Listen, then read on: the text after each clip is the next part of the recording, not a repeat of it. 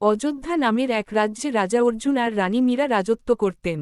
তাদের প্রাসাদ ছিল দৃষ্টিনন্দন, কিন্তু একটি প্রাচীন টাওয়ার বহু বছর ধরে তালাবন্ধ ছিল। লোকমুখে শোনা যেত, ওখানে রাতে ভূতের আনাগোনা হয়।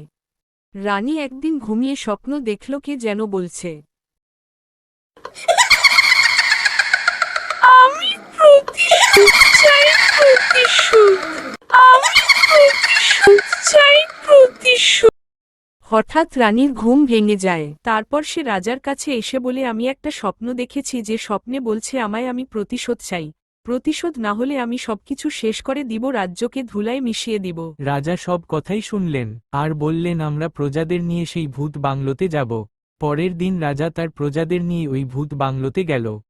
রাজা ভূত বাংলোতে গিয়ে শুনতে পায় ডাইনির বিকট আওয়াজ।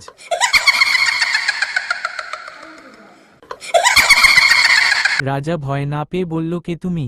কি তোমার পরিচয় আর কি বা চাও, বলো, তুমি বলো। আমি প্রতিশোধ চাই, আমার মৃত্যুর প্রতিশোধ। আমাকে যারা মেরেছে তাদের আমি মারতে চাই। রাজা বলল, আমি তোমার খুনিদেরকে সাজা দিব, কিন্তু তোমাকে সারা জীবনের জন্য চলে যেতে হবে এই রাজ্য ছেড়ে।